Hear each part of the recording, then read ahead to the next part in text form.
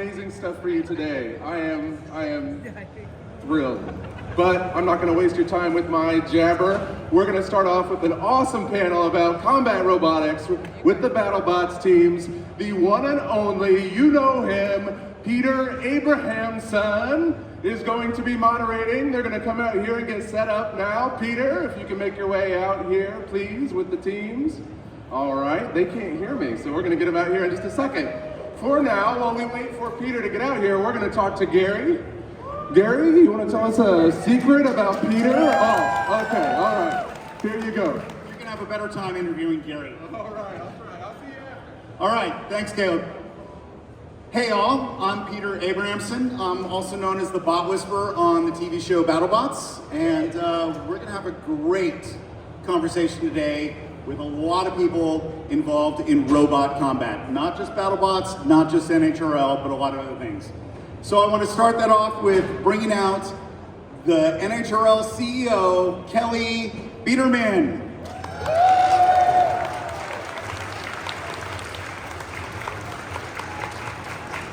Next, I'd like to bring out the co-creator, executive producer, and my best friend since 7th grade, Greg Munson of Battlebots.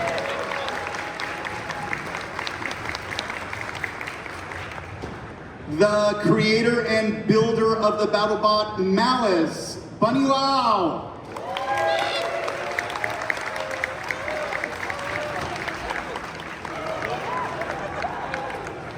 A man that needs no introduction in robot combat, the deadliest man alive, Ray Billings of Tombstone. And Giant Nut winner.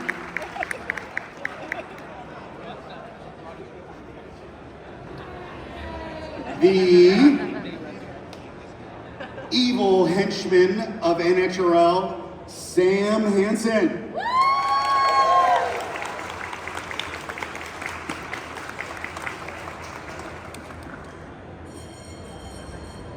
The creator of Hijinks, Jen Herkenroder.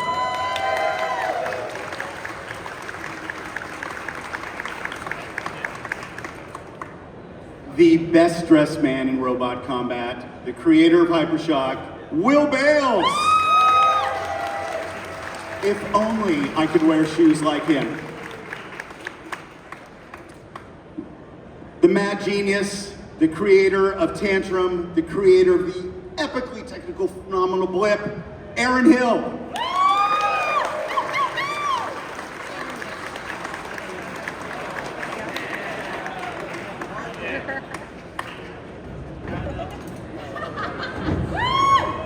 Adding a few more nuts and bolts to the pile. We have the creator of Scorpius, driver of Scorpius, also the runner of Bot Bash, Zach Lytle.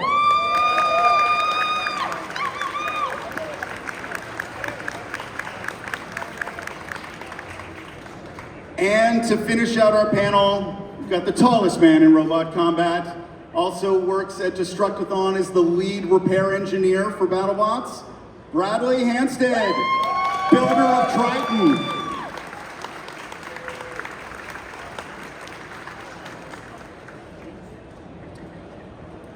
Kelly, let's just start with you.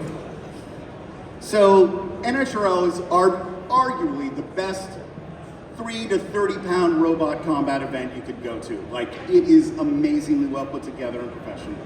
You guys have now created a traveling version of the show, as well as last year you gave out over $1 million to STEM foundations.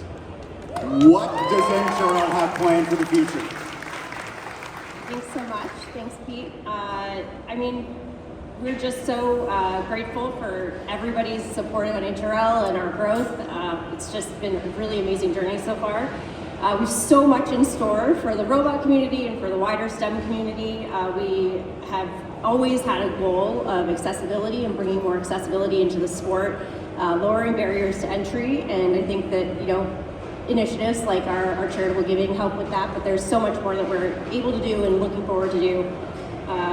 You know, the last year has just been crazy. We have seen just such an enormous amount of growth for NHRL across social media.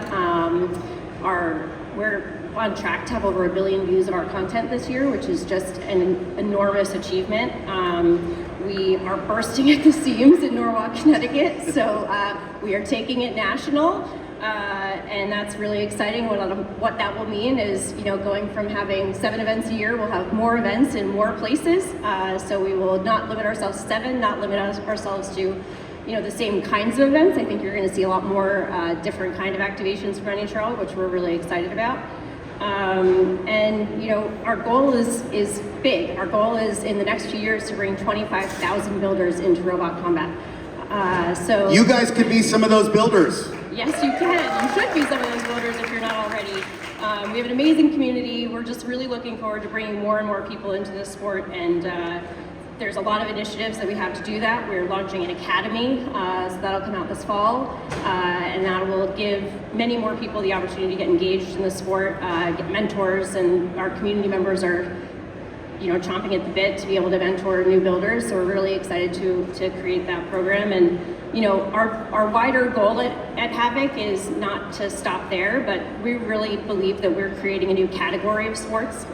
We believe that there is a world of I-sports, or intelligent, innovative sports, where it's about brains over brawn, where, what we hear all the time at NHRL is that people find their people here. I think that everyone on this stage feels that this community has offered them something that maybe traditional sports have not, and we believe that there are a lot more people out there who feel that way, and we want to create so much more opportunity for those extraordinary and brilliant people to harness that potential.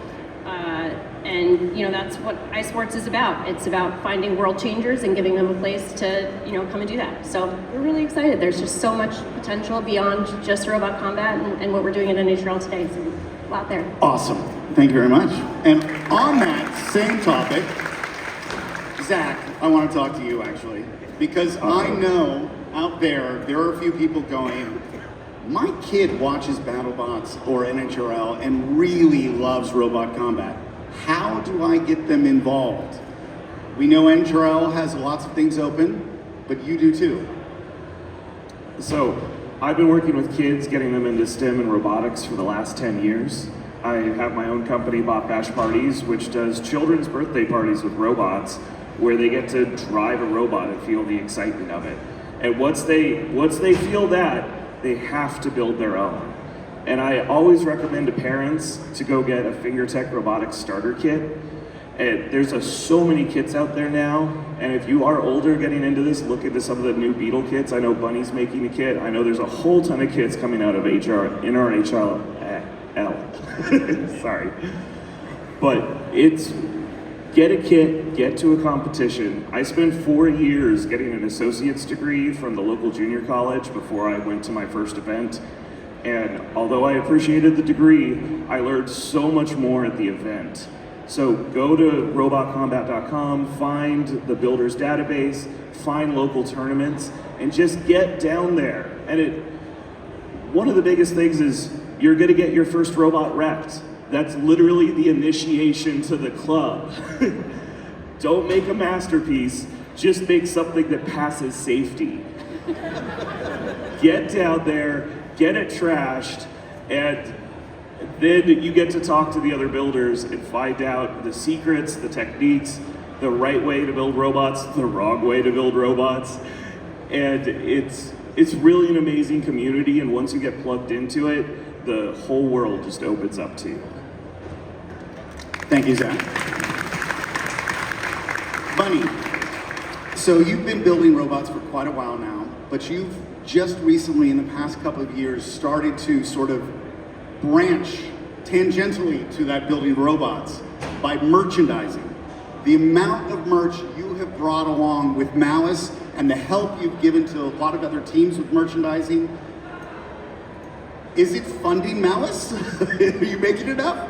Tell us about where you're going. My merch does not fund anything. Malice is a passion project, and I truly and wholeheartedly believe that there's no wrong way to do this sport, and there's no wrong way to come in and be who you are. And it's so wonderful that you can express yourself in so many different ways, not just through your robots, but through everything that you do. And as long as you're kind and you're helpful and you're welcoming, like, there's a place for you in this community. And as long as you're just there to bring joy to everyone, I think is the best way to be. And so I try to help everyone I can, and I try to make sure that I am approachable and that people will come and talk to me and live, so I can share with them how much this place has changed my life and how much this community has made everything that I am me. Like they've just let me be confident, and they've let me grow through all my phases.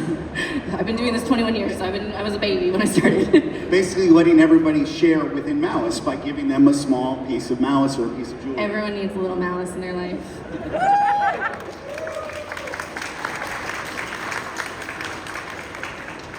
Aaron, do you have a microphone over there? I do. Awesome. So, as long as I've known you, you've had a very unconventional approach to building combat robotics. You've built an amazing puncher with Tantrum that became a championship robot. You've built, obviously, my favorite technological marvel, Blip, as a flipper. What does Seem Reasonable's team have planned for the future? That's a fun one because, well, one, I've got an awesome team. If you see anybody running around Tantrum shirts today, there's like 10 of us. Talk to any of them about robots and not an island. And the fun thing is, I got like 5 different answers to that question based on what we're looking at. So we're starting cranking away on our next heavyweight robot called the Twins. I actually ordered parts a couple days ago. So that's the next. It's multi-bot vertical spinner, 125 pounds a piece. We've also got a whole lot. We have 3 robots competing over at NHRL. We like hardware. We'd like some more of it. We don't have any golden dumpsters yet, so we need to get some of those. Plans for new flippers, plans for some funky hammer saw robots, Dutch ovens, the cool flamethrower robot that's going a lot. So there's a lot of us, and that question has a lot of answers. Yes. Doing more fun, cool stuff, like just keep pushing boundaries, because a lot of them are fake. Speaking of pushing those boundaries, Jen, talk about unconventional.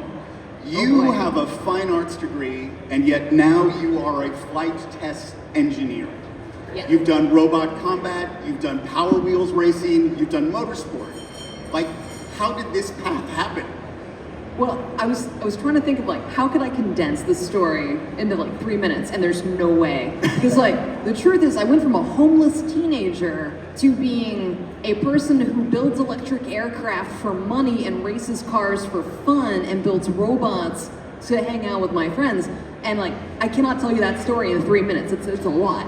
But there's some core things that along the way have changed my life. And I want to share those ideas with you. And if you like forget everything else I say, the first thing is like, do not wait until you have skill to start your project. Your project will teach you the skill. I have never gone into a project knowing what I was doing. And it's great. You will learn everything you need while you're doing the project. And also, do not wait until you have confidence to start pursuing what you want. The confidence comes when you are doing it and it's going well. I still get imposter syndrome sometimes. I'll be at work like, oh boy, this is a complicated problem. And then I can open my own portfolio and I can see I've built 3 electric vehicles.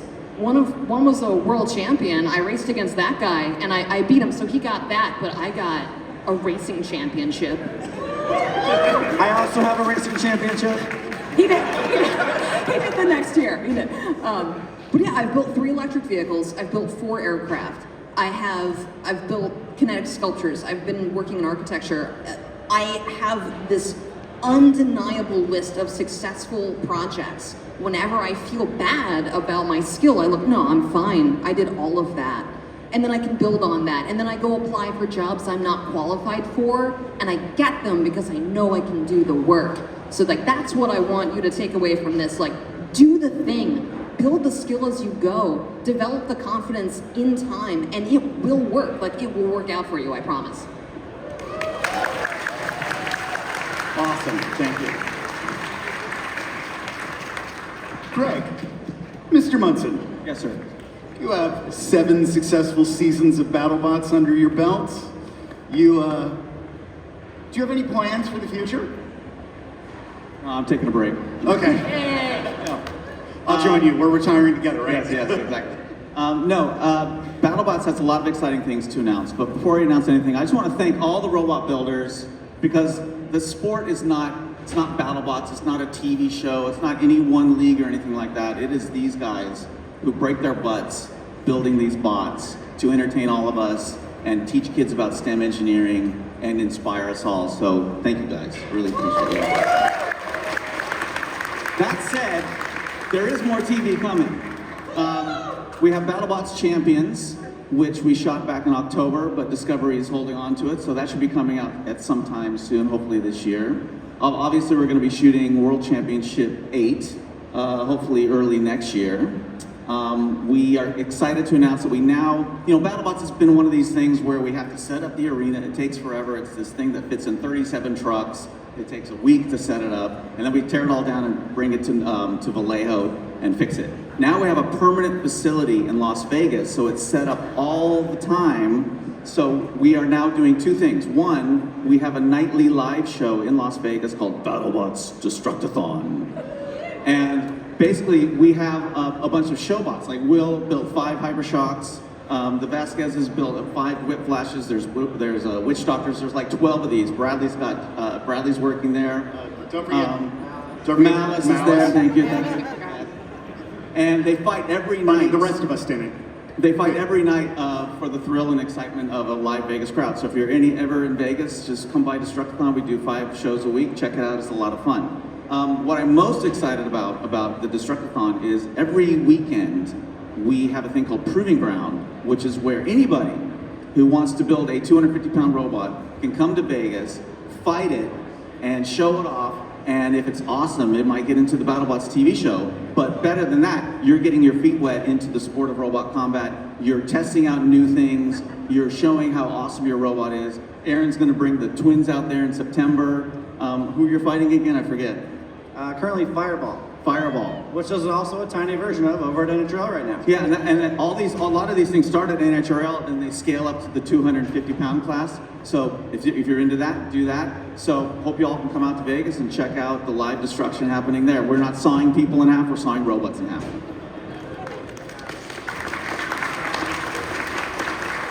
On that topic of Vegas, Bradley Hanson.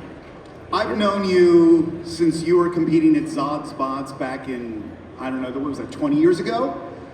As you've been in robot combat, and now you are the head of the repair engineer of keeping, and a driver, at Destructathon alive. Yeah, it's kind of crazy to have a dream job. You don't really realize it's your dream job when you have the job. But it kind of was started when, like you said, 20 years ago, I saw Battlebots on TV, on Comedy Central, and I was like, I want to do this. No one in my family was an engineer. I didn't have anyone that could really teach me to do that. But I went online. I figured out how to do things. I got into it, and I started your competition with a little tiny 1-pound robot. Did really well, met up with a team. I ended up, working in a lawnmower shop building robots with my good friend Ted Shimoda, who built Battlebots back in the day. And by meeting up with a teammate that had more information, he basically was able to pass it on to me. And as I progressed through all of that, I learned more and more, and I got more into it. I started educational leagues in Southern California. We had like 20 area high schools doing 50-pound combat robots. I built all of these different, from all weight classes basically I have competed in at this point. And finally, building Battlebots and being in almost every season except for like season 1 and season 5 with different teams, I've learned through all these different robots and all these different builders how to do crazy things. And I got to the point where I happened to be in Vegas at the right time. Destructathon was, needing an engineer that had experience with Battlebots, and I just happened to luck into it. And now I'm driving, 4 nights a week. I'm driving big robots that other people built for me to drive. But then I have to fix them, unfortunately, which is the hard part. But in fixing them, I'm learning so much more. And really, my takeaway is, do what you want. Just like what Jen was saying, get involved, start small, work your way up. I've participated all over the world now. I've been to NHRL. I've been to China. I've really just had an opportunity to get into it by just doing it and just saying yes and start building. So. Awesome. Sam, you are known as the lead evil henchman at NHRL. You have built arenas, you've built an array of house robots, you've built a amazing jet-powered weapon that fits on a robot. What was your path? How did the job find you? Did you find the job? And a side note to that is, what is the Evil Henchman origin story? Because obviously if you're a henchman, you've got to have an origin story. Right. Pretty much the same way anybody else gets a job. A billionaire posts a screenshot of a paragraph on Discord, and you send an email at about 2 a.m. in fugue state, and just hope for the best. You get a call back later that week, and you do a couple Zoom interviews, and you say the 3 magic words to get you a job in combat robotics. I beat JMO. And apparently that was enough. That's usually enough. That's a pretty big ask at this point in time. So. And as far as an origin, it's pretty comparable to a lot of the builders up here. 20 years ago, Battlebots was on Comedy Central. I saw it, became obsessed. I watched Robotica, I watched Robot Wars. Any bit of robot combat I could take in, I would. I went to the Delphi forums back in the day, then it went to Facebook, and now it's on Discord, and I've just been with it from the get-go, and that's been my constant. The jobs that I've done to fund these robots have shifted a lot, but as long as you keep focusing on your passion and you say yes to any opportunity that comes your way, like, you can end up on stage with your heroes. With this group, I know, it's amazing. Mr. Bales. Mr. Abrams. You've been in this sport for quite a while. I think I met you when you were still in high school. You've been running Hypershock for some time now. It's had its ups and downs. Yes. What keeps you coming back? Man, well, I think there's 3 things. Number 1, borderline obsession and or addiction. We can get a 12-step program for that. Yeah. First step is admitting you have a problem. I like Sam said, like Brad said, like Bunny said, I've been watching Battlebots since I was a tiny little kid. I watched it on Comedy Central. I grew up and said, man, I'd love to do this, and I was doing it however I could. I did the Battlebots IQ program in high school. That's how I got to meet Greg, and then when the show came back in 2015 on ABC, I got this phone call from Trey saying, hey, we're doing it. You want in? I said, yes, absolutely. And I've been stuck ever since. The second reason is the community. Like Bunny and Jen said, this is an opportunity to see all our friends, meet new friends who are like-minded. It's a wonderful community. It's a wonderful thing for me to do with friends and family. I suckered my wife into this, and now she's actually a better driver than I am. So in the Battlebots Champions series that Munson mentioned, she's actually driving, because she actually is better than me. So it's really cool to do that together. And then there's the third thing is the itch. I'm sure everyone in this building right now has the same thing where you'll go for maybe a week where you're not doing anything, you don't have a project, and then you start getting antsy, and you're sitting there watching Netflix, and like, I need to do something. I need to solder a thing. I need to, I need the fix. Going back to the first part about the addiction, it's an opportunity to try new things and express myself technically and artistically, and learn new skills. Like Jen said, I have no idea what I'm doing, but we've managed to con some sponsors into giving us money, and that enables us to do these really cool things and build these amazing robots that just kick the crap out of each other. It's fantastic. Saving the best for last. Ray, Yes. Tombstone has inspired so much fear in builders over the years. People have Tombstone plows, Tombstone armor configurations. They better. But something you've done differently than many builders is you have not rebuilt Tombstone from ground up every time. I think that's a failure for a lot of builders when they start out, is they'll build something that is cool, And they've got, I don't know, 75% of it is awesome, and they screw up the other part of it so bad. And so then they decide, well, that sucks, and I'm gonna flush that one. I'm gonna build something completely different. And that's not how engineering works. Okay, you start out with an idea, and then you iterate it. You improve. So you had all of these things that worked well, and these things that didn't. So you go back to those things that didn't, and make those better. And that process never stops. None of these robots are done, okay? We're always updating them. There's no such thing as a finished one. You're always updating it to make it better. And you got to keep that process going. And of course, when you finally reach something that works, then the nature of all of us, we're going to add a little more power, and now stuff that didn't break, breaks, now everything starts breaking again, and you got to do it all over again. And that's how you go from I've got an idea to I've got a giant nut on the floor is, yeah, okay, all right, yeah. Don't make me point to you, all right. Okay. That's how you get there, is by starting out with an idea, seeing the potential to it, and then just keep working at it, just keep going until you make it better and you get where you need to go. By the way, I beat JMO too. So did I. I also did. We also all like him. James was great. We all love him, but yeah. So, ladies and gentlemen, do any of you have questions for our builders and our panel?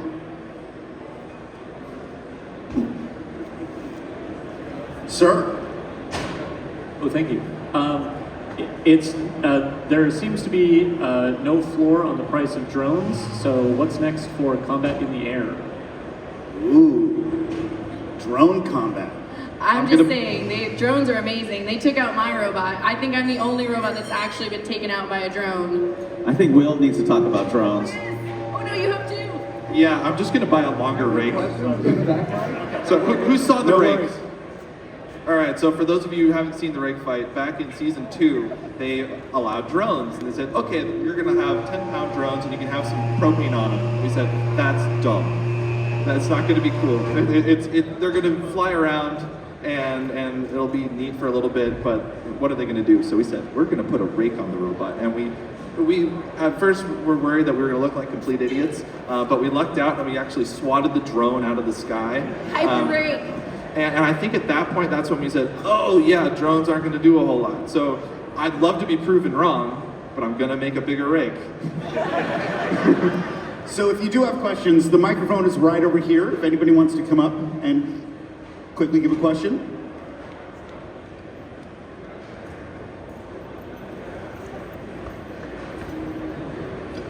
I'm gonna ask something we've all been wondering. 250 pounds, yeah, that's nice, that's big. When are you guys gonna go bigger? When are you gonna go 1,000 pounds, 10,000? They need to build us a Giant bigger mechs. arena. We need always so much wanted to money do- for that. We need so much money. The U.S. military would like to talk with you. We just need a place to play that's big enough to run them. I'll build a 1,000-pounder. Yeah, we had the idea for Battlebots Extreme where anything you could fit in a 40-foot shipping container was fair game. You bring it out to the salt flats, you build it, you build an array of shipping containers, and you have everyone up on scissor lifts because it's going to be insanely dangerous. But yeah, it's financially stupid. Sign me up. Sorry, quick question. What's the best spot you ever built? The best spot I ever built was Malice. Tombstone. La Machine. For me, it's my 150-gram robot microdrive because it got me my scholarship to college.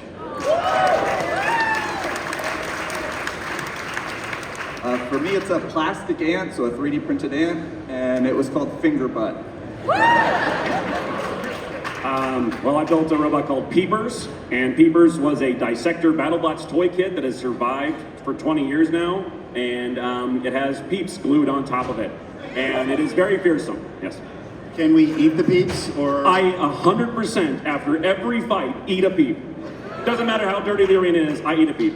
That's a Battlebots guarantee. That's how right he there, got so Peter. tall.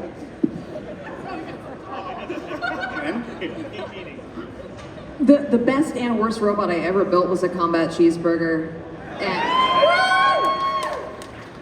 Royale with cheese. I'm the only one up here who hasn't built a robot yet. We can fix that, you know. Kelly, we can fix that. Pete, what's your robot? Ronan. I think that's the only one I would say I was pretty happy with. And I'll say my crew and I haven't built our best robot yet.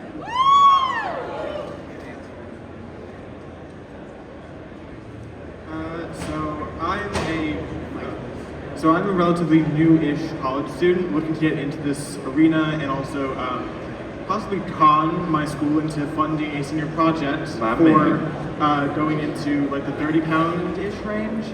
How would you suggest I get from where I am now as like a just recently ended first year mechanical engineering student to where you guys are? Start small. Go do an event, you know? Look at robotcombatevents.com, find your local events, start going to them. Yeah, NHRL website has some good stuff on it too. Apply for an NHRL collegiate grant. We gave away, or we're in the process of giving away $110,000 grants, and there are a few left. So you can apply for one of those on our website, nhrl.io.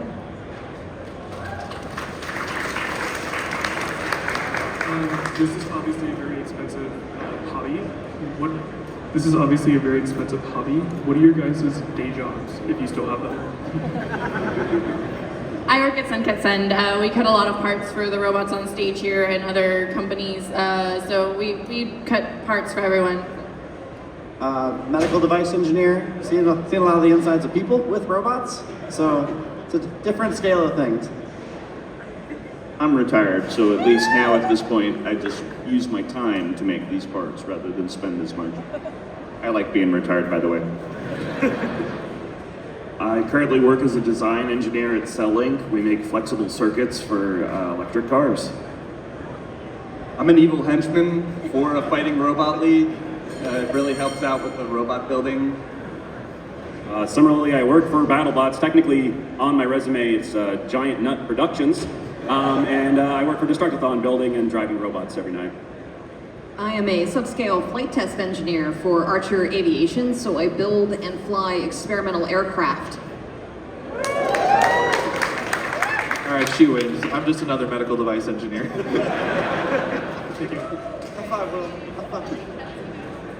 This is my job. I'm the CEO. This is your job. I'm a mechanical designer for a company called Applied Inventions. Currently, we're building a 10,000-year clock, if you've heard about it. I do all the social media for Battlebots, even though I'm the president of the company. We wear many hats. Hi, we all know that Battlebots is about strategy and tactics and building the best bot you can, balancing weapons versus defense and etc. However, just how much fun is it to get out there and bash another bot? It's the most fun in the world! When you carry them around all the time, it's really fun watching them fly through the air. You got a lot more respect for it when it's going, oh. We obviously all love this. I mean, you see me say that I love this sport. And it's legit. We all have a blast doing this. We wouldn't be this devoted and doing this as often as we did if it wasn't a passion. Thank you.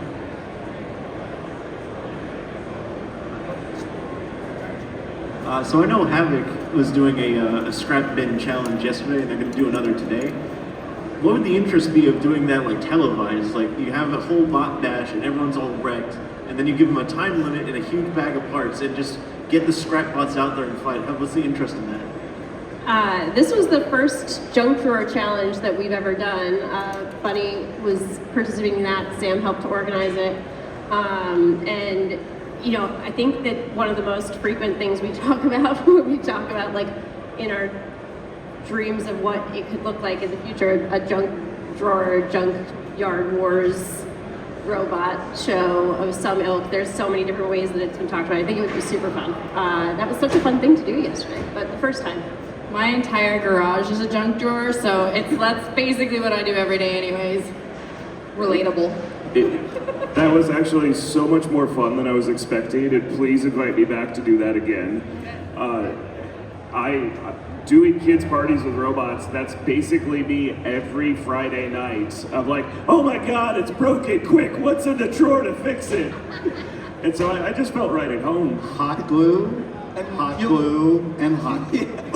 You'll definitely see it again on an HRL stream. I just like turning them into scrap, so that's... That's why he's the bad guy. One of the things about this sport, if you are not able to accept that you might take your robot home in a bucket, you might not want to be doing this sport. You sort of need to kind of have that as part of, I'm going to maybe fight Ray. You never know, but you could have Ray. And I'm going to bring home a bucket of parts. Even if you win. That's a super important point, because failure is actually your best friend in robot fighting sports, because that is where you're going to learn all your lessons for making it better. What do you guys say about damage? That's just weakness leaving the robot. And expensive. And expensive. But then you get to build a new one. And the cycle continues. Do you have any regrets on the bots you didn't finish building, or that got destroyed, they didn't rebuild? I never have any regrets not finishing a project. I think just the time and effort you put into anything, you're gonna have so much fun and you're gonna learn so much. Even if you don't finish it, it's good to at least try. Then you can still learn a ton from not finishing a project. If you learn enough to know about it that you want to head some other direction with it or change it entirely, that's cool. It's one of the great things about your own free time and hobbies. Sometimes you'll have ideas that you don't get around to doing, and you might feel that's a regret. And that just means you're doing it later. Okay, so you might have a really cool idea, and you're going to do it, but you just haven't got there yet. Like retirement.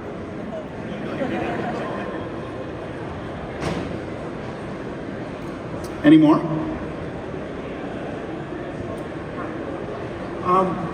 I grew up with auto racing, and in some of the formats, they have like a standardized car that they run around. Any thought to having like rock, paper, scissors robots where the designs are the same and we're just driver against driver, or for some, as the sport gets bigger and bigger? Like a robot spec series? Yeah. Not really, not at NHRL. Like when folks can bring what they want, what they conceive of, what they dream of, what the ideal fighting robot is in their head, and they can bring that to the arena, like that's what really makes it. If they were forced into a box and had to choose one of 3 designs, like I don't think that would spark the same passion in folks. Okay. I think I totally agree. And Battlebots the same way. We want to see maximum creativity. And everything kind of gets homogenized, like vertical spinners start getting more and more perfect, and then hammers will get more and more perfect. But then someone will break the meta and there'll be a whole new thing, and that's the kind of excitement we want to see. There's plenty of robot disciplines and competitions out there where you have a spec, right? We see many of the task-oriented things doing that. What's great about combat robotic, I always say the task-oriented competitions are like the Mars rover. You have a spec, you're going to go to Mars, you're going to study something, you're going to get it done. NHRL, Battlebots, Robot Combat is like Apollo 13. The rocket ship is broken, we're going to die, and we don't fix it. So it's maximum creativity for us. And J-Bo's on the other side of the box.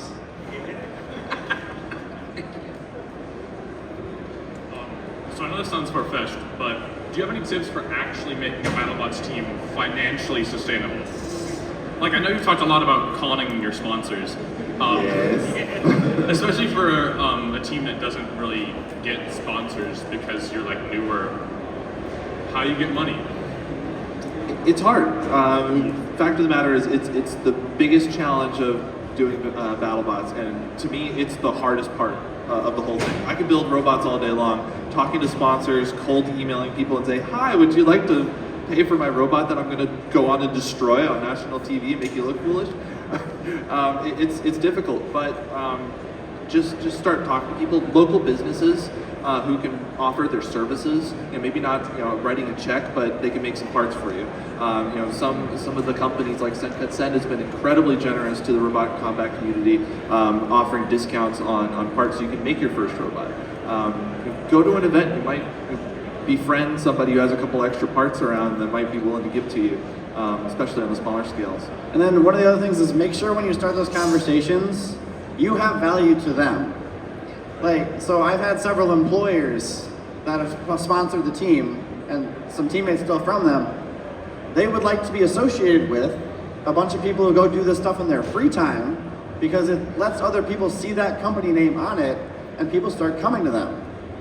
In some med device land, if you get one good applicant through a door, that is worth thousands of dollars to companies. That's a lot of that's a high value thing. It's not about just being in a competition on our TV show for the exposure. It's about the trade show. It's about all the ancillary stuff. It's about being in the quarterly newsletter that they can talk about, just what Aaron was saying. Yeah, oftentimes like a trade study of some particular thing a company does, and just being able to be part of their advertising content of like, oh hey, our ballistic grade steel is being used in a BattleBot. Great advertising for them. Got to be more effective for them to take it and send it out than just the TV show exposure. So make sure you're having a conversation of mutual value. You'd be surprised at who would be interested in sponsoring a robot. My robot is sponsored by Montana Cans. That's a spray paint company, and I have I have the best paint scheme, and Montana Cans knows that, and they put their label on it like, yes, this is good for us. They get to be on TV in front of millions of people. That's fantastic. We were once sponsored by a cheeseburger restaurant in San Francisco because they thought it would be fun. They just enjoyed the idea of it, and then we did a watch party at their restaurant. You can get sponsorship in really unusual locations. So I'd say in your brainstorming, also think, well, what do we need? We needed IGES bushings. So I contacted IGES and said, would you like to sponsor my robot? I don't need money, but I love these bushings. These would be great in my weapon shaft. That's the application I'm using them for. And you'd be surprised at how often they're like, oh, you just want $100 in parts? Sure. And we need the sport to grow. That's going to ultimately get those corporations to want to put money in. I mean, F1 obviously is huge because that's why they get that big bucks. So it's super encouraging to see so many people in the audience wanting to hear this panel. Thank you guys for coming out. Yes. Thank you all. So let's watch this sport grow and get bigger and bigger and bigger. Thank you guys for listening to us ramble on about a sport we love. Thank you.